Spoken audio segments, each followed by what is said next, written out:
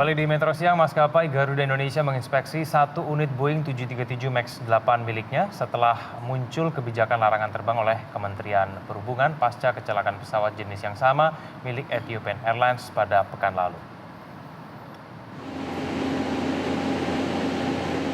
Pihak Garuda Indonesia melakukan inspeksi atau rem cek pesawat Boeing 737 MAX 8 miliknya bersama pihak Direktorat Jenderal Perhubungan Udara Kementerian Perhubungan.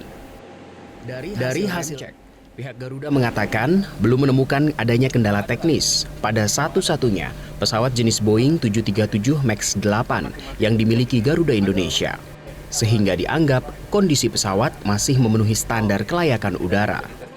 Namun demikian, Garuda Indonesia tetap akan mengikuti aturan Kemenhub sebelum mengoperasikan kembali pesawat tersebut. Meski baru memiliki satu unit pesawat Boeing 737 MAX 8, Garuda sedang memesan 49 unit pesawat jenis yang sama ke pihak Boeing untuk dikirim ke Indonesia mulai tahun 2020. Sementara untuk MAX itu kita tetap grounded sampai menunggu arahan lebih lanjut dari regulator Indonesia, Pak. Dalam hal ini Dirjen Perhubungan.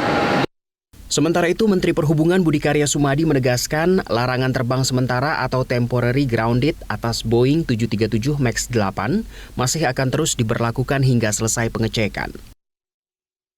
Kementerian Perhubungan melalui Dirjen Udara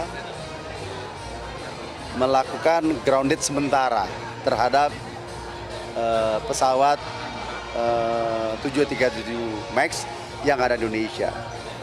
Dan bersama dengan itu kami akan menurunkan tim, akan melakukan observasi, akan melakukan penelitian terhadap pesawat-pesawat yang ada.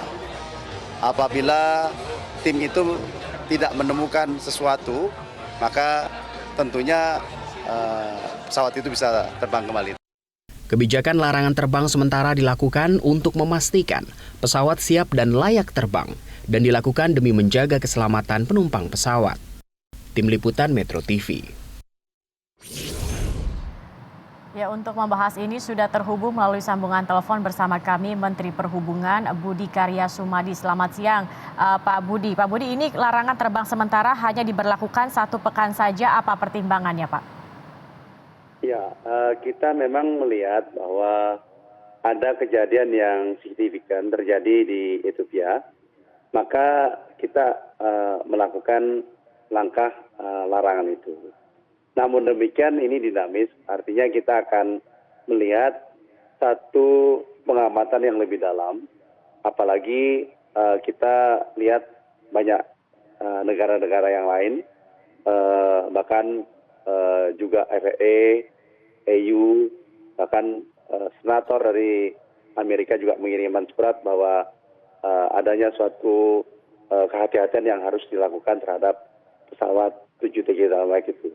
Oleh karenanya, ke depan ini dalam seminggu ini kita akan melakukan suatu diskusi yang intensif, bahkan kami akan mengirimkan satu tim ke Ethiopia untuk mengikuti dengan seksama apa yang terjadi di Ethiopia.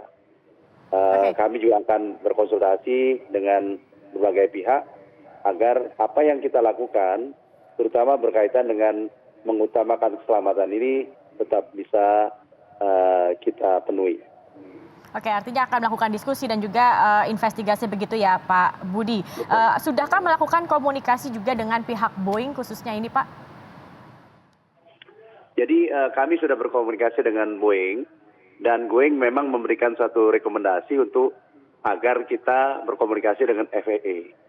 FAA adalah satu lembaga regulator di Amerika Serikat, di mana FAA memberikan suatu rekomendasi dan regulasi berkaitan dengan pesawat-pesawat yang terbang di Amerika. Tapi juga kita juga mengacu bahwa ada suatu rekomendasi dari berbagai pihak, di antaranya EU memberikan suatu rekomendasi. Oleh karenanya semua rekomendasi ini menjadi suatu hal yang penting bagi kami dalam mengambil suatu sikap, karena kehati-hatian selalu menjadi suatu dasar bagi kita untuk menetapkan sikap ini. Baik, terkait dengan rem cek yang dilakukan ini Pak Budi, ini meliputi apa saja dan siapa saja yang dilibatkan dalam hal ini Pak? Sementara ini memang terbatas oleh tim dari Kementerian Perhubungan dan terbatas pada otomatisasi daripada pesawat. Tetapi kami sedang mengundang pihak-pihak lain, baik itu dari KNKT internal Indonesia maupun dari FAA, agar proses ini dilakukan secara lebih seksama dan lebih komprehensif. Apa saja Pak yang akan dicek Pak terkait dengan rem cek ini Pak? Meliputi apa saja? Makanya seperti yang saya sampaikan tadi bahwa kita lakukan secara dinamis dan kita mengacu rekomendasi dan temuan-temuan yang akan ada di Ethiopia. Kita lihat bahwa apa yang terjadi di Ethiopia itu sedikit lain dengan apa yang dialami Lion Air dari segi waktu, ya, dari segi ketinggian. Pesawat di Ethiopia itu mengalami waktu hanya 6 menit setelah dia take off dan ketinggian juga tidak mencapai 1.000 meter.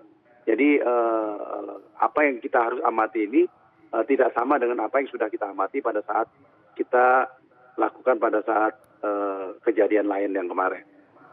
Baik, artinya ini termasuk dengan fitur baru, kalau tidak salah Lion Air ini kan terkait dengan fitur baru sistem otomatis untuk mencegah pesawat mandek di udara begitu, atau sistem anti mandek, dan Boeing baru akan merilis patch software-nya untuk masalah ini. Ini termasuk juga hal ini Pak yang akan dilakukan atau menjadi pertimbangan ke depannya?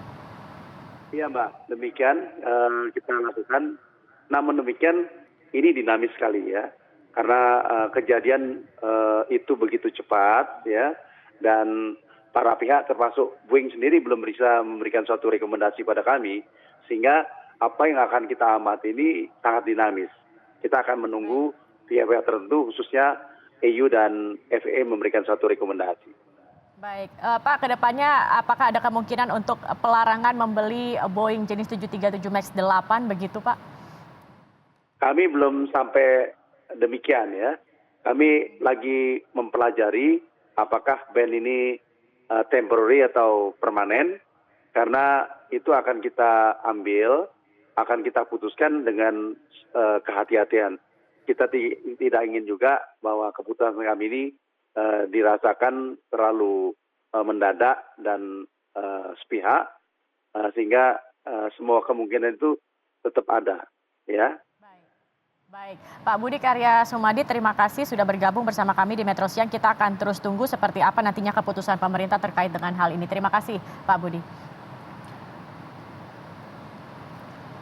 Ya, dan pemirsa, kami akan kembali dengan sejumlah informasi penting lainnya usai jeda pariwara berikut ini.